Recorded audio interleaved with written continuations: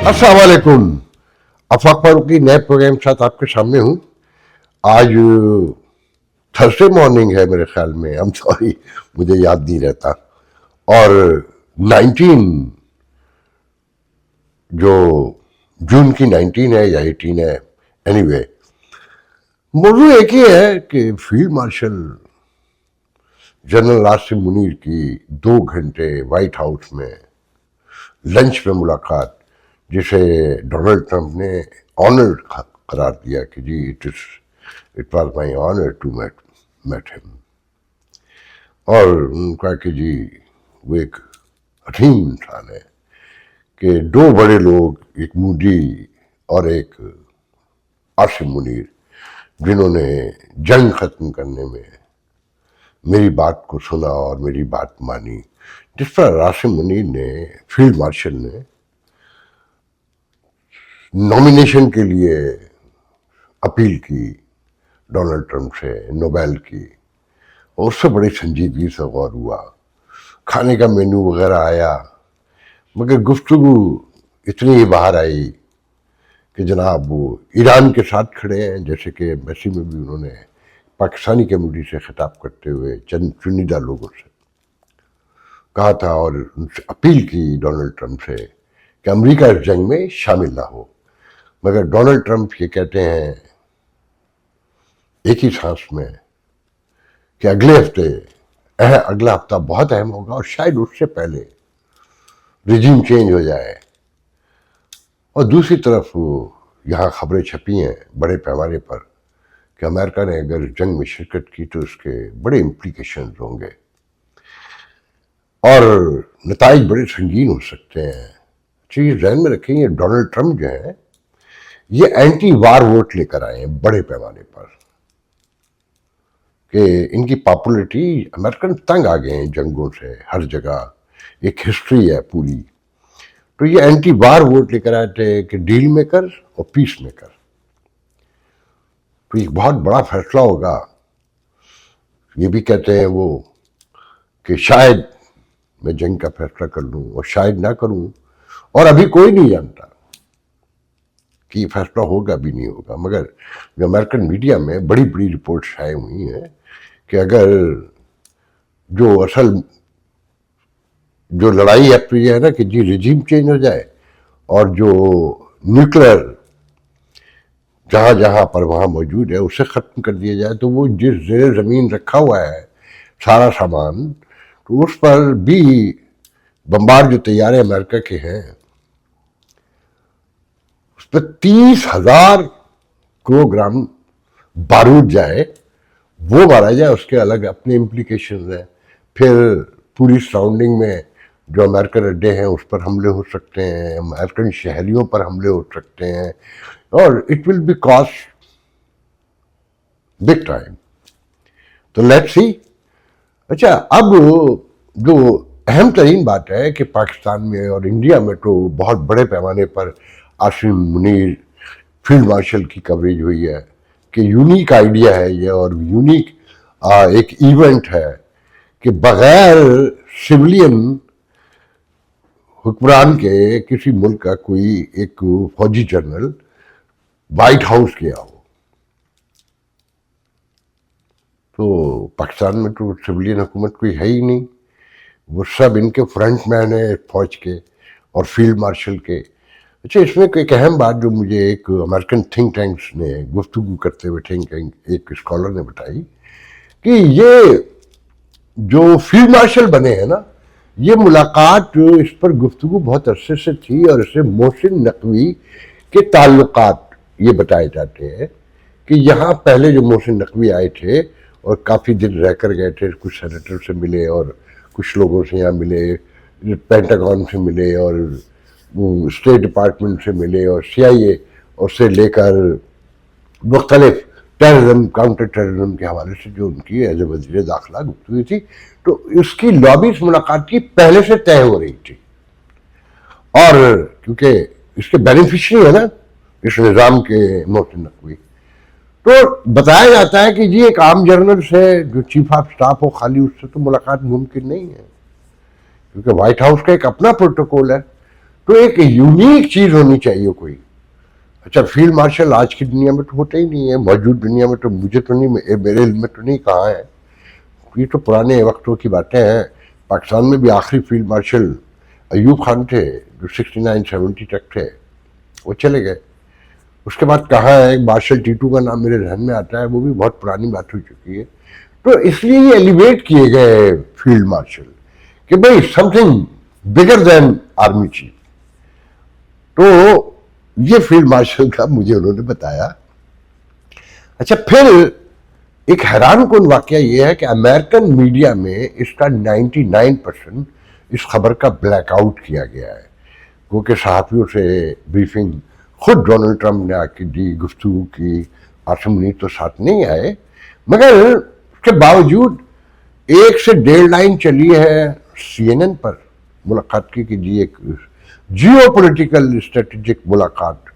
اور Washington post نے جو اسرائیل ایران کانفلکٹ ہے اس میں امریکہ کے رول پر جو تجزیے شائع ہو رہے ہیں, بڑے بڑے فیچر شائع ہو رہے ہیں, اس میں ایک موقع پر ذکر آیا ہے کہ اس کے کانسیکوینسز پہ بات کرتے ہوئے, اور بظاہر ملاقات کا بڑا ضمنی سے ذکر ہوا ہے مگر بہت امپورٹنس دی گئی ہے, مگر فیچر کے اندر ہے کہ یہ ایک بڑی اہم ملاقات ہے کہ اس خطے میں, اور پھر اسلامی فوج وہ جو سارا سب کو معلوم ہے, اور یہ اس کے امپلیکیشنز ہوں گے جیو پولیٹیکل بیک گراؤنڈ اس ملاقات کے.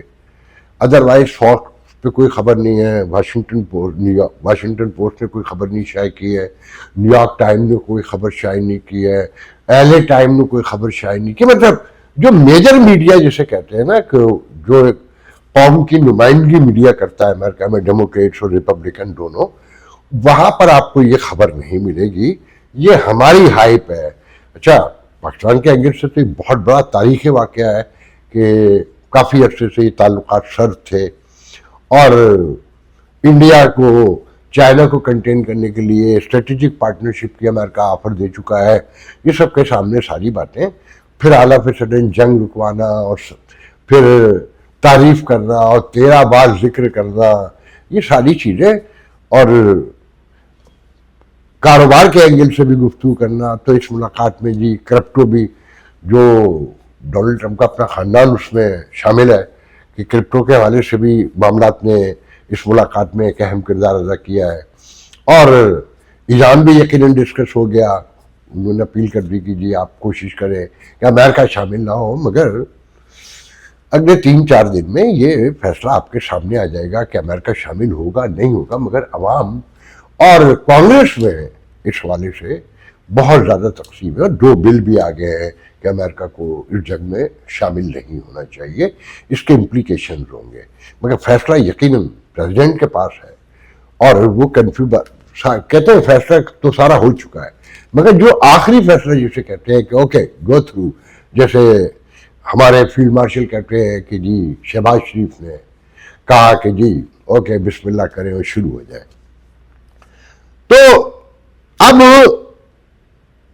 مثال کے طور پہ جو آنے والے دنوں میں اس کے امپلیکیشن جو ہے نا وہ سامنے آئیں گے, اور اس کے سارے جو تجزیے جو مجھ جیسے اور جو بھی بڑے چھوٹے سب کہیں کر رہے ہیں کہ اگر امریکہ حملہ کرتا ہے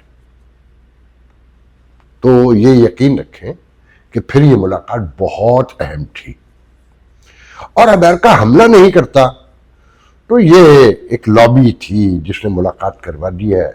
اور اس کا نقصان یہ ہوا ہے کہ پاکستان میں جو جمہوریت کی ساری امیدیں تھیں وہ فارغ ہو چکی ہیں. وہ میں نے کل بھی کہا تھا, اور پھر ہمارے ایک دوست ہیں طاہر ملک, بہت سینئر جرنلسٹ ہیں, امریکہ آتے جاتے رہتے ہیں, بچے تو ان کے بھی یہیں پر رہتے ہیں, ہم ایک دوسرے کو بہت طویل عرصے سے جانتے ہیں.